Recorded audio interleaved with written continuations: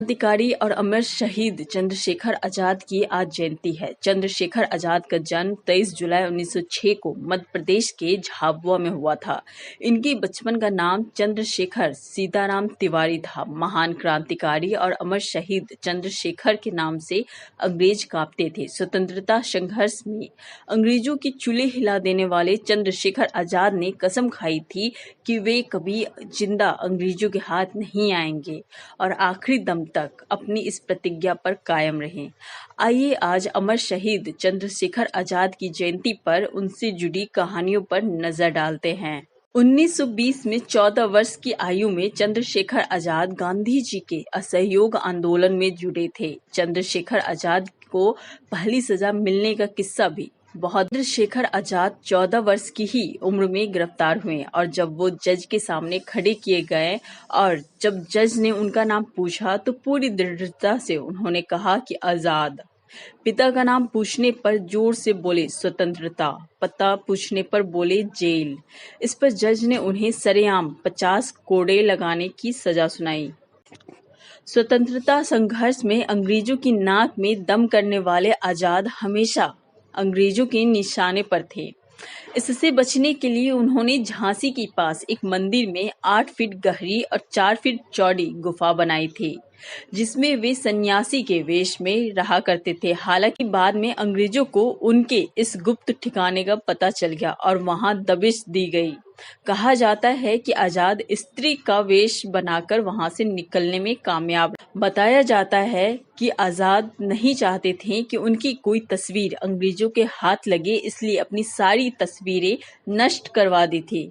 हालांकि उनकी एक आखिरी तस्वीर झांसी में रह गई थी और उनके एक दोस्त को इस तस्वीर को नष्ट करवाने के लिए भेजा था, लेकिन यह संभव नहीं हो सका।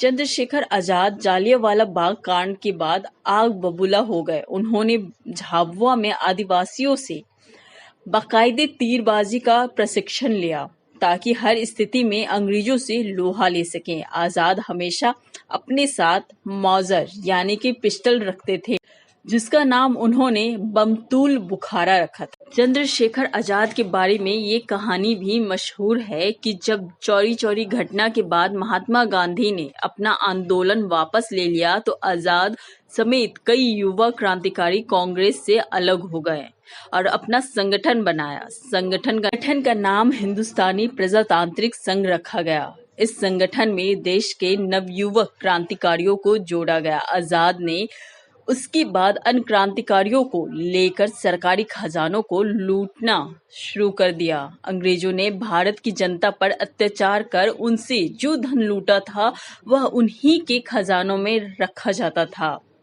राम प्रसाद बिस्मिल और आजाद ने क्रांतिकारियों के साथ मिलकर ब्रिटिश खजाना लूटने और हथियार खरीदने के लिए ऐतिहासिक काकोरी ट्रेन डकैती को अंजाम दिया। इस घटना ने ब्रिटिश सरकार को हिलाकर रख दिया था।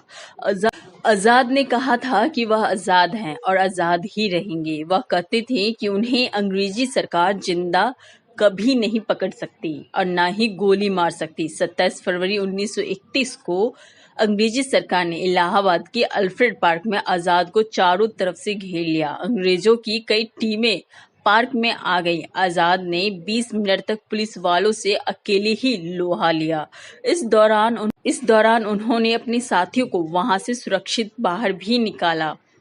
जब उनके पास बस एक गोली बची तो उन्होंने उसे खुद को मार ली, क्योंकि उन्होंने संकल्प लिया था कि उन्हें कभी भी अंग्रेजी पुलिस जिंदा नहीं पकड़ सकती।